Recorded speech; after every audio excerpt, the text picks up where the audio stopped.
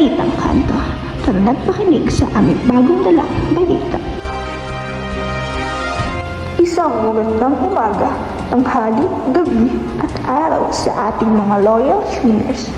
Kahit nasan mang lupalop kayo, welcome sa inyong paboritong source of daily news, Balitang Kanto, where every corner has a story.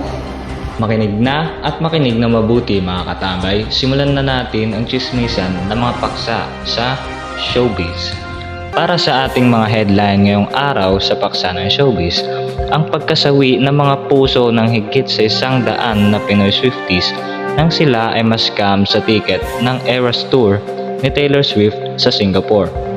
Ang perang na-scam ay kasalukuyang tumatala sa mahigit 15 million pesos. Sa politika naman, sa ika-38 na paggunita ng ating bansa ng EDSA People's Power Revolution, tinatalakay na kung dapat ba na gawing holiday ang EDSA.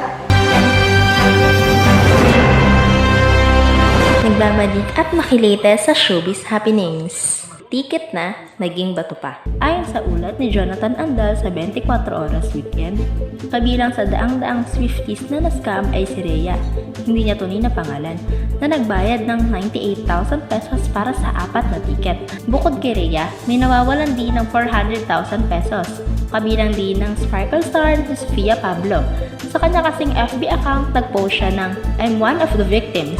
Naniniwala si Jenny na maraming tao ang nasa likod ng planong ito.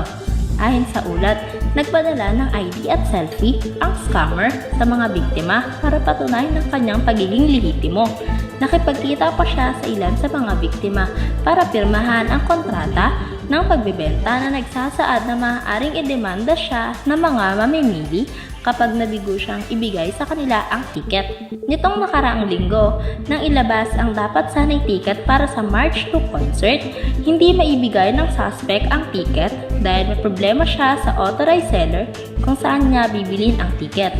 Humingi na ng tulong sa National Bureau of Investigation ang mga biktima at nagsampa ng kaso laban sa scammer na mahaharap sa kasong estafa.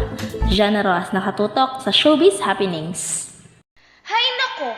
Ang dami na namang hugasin. Sawa ka na ba sa hugasin mo na puro sebo? Kahit anong gamit mong dishwashing ay hindi natatanggal. Meron akong solusyon dyan. Joy Dishwashing Liquid. Dahil sa isang patak at kuskus, tanggal lahat ng germs at sebo.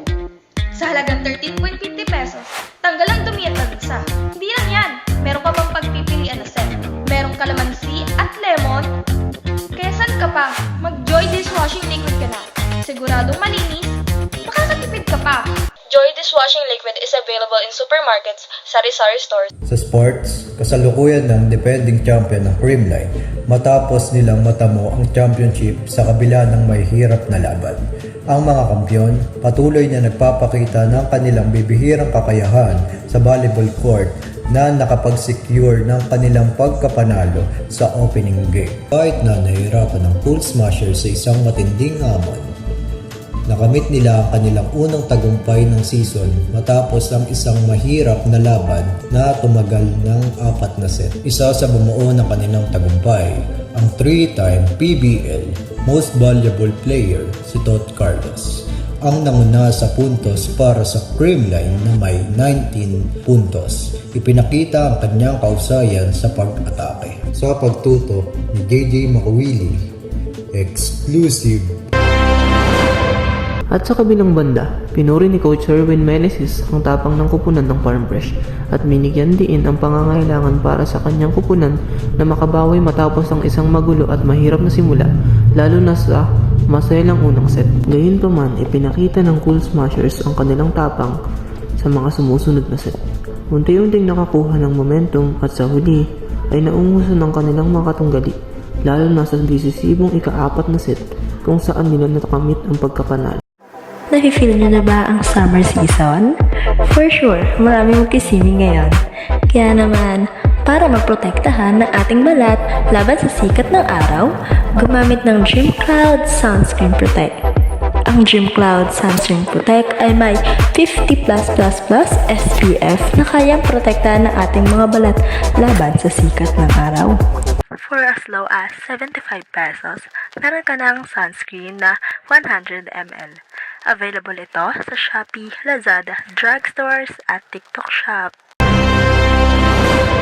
On the 38th People's Power Anniversary, NHCP vows to remember EDSA, holiday or not.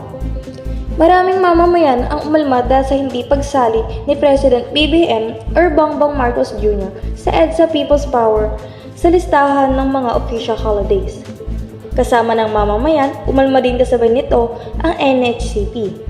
Saad nga sa isang panayam ni Ian Alfonso na supervising researcher of the NHCP research, ito po ay taon-taon namin gugunitahin hanggat meron kami mandato. Dagdag pa ni Alfonso, hanggat maaari po sana ay manatili yung alaala, especially yung naging pakinabang ng bayan after 1986.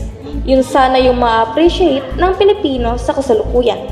Saad pa ng NHCP na mananatiling naninindigan po ang NHCP na nandyan po ang EDSA People's Power Mandate at ito po ay inilipat sa NHCP kaya tuloy-tuloy lang ang ating paggunita, kahit holiday siya or hindi.